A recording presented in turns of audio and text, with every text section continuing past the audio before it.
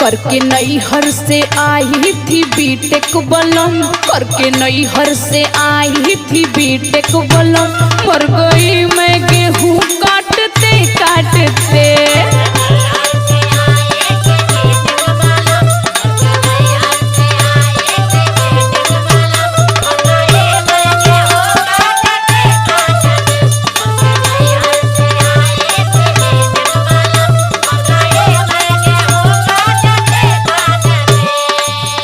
करके नैहर से आई थी बीटेक बलम, मर गई मैं गेहूँ काटते काटते।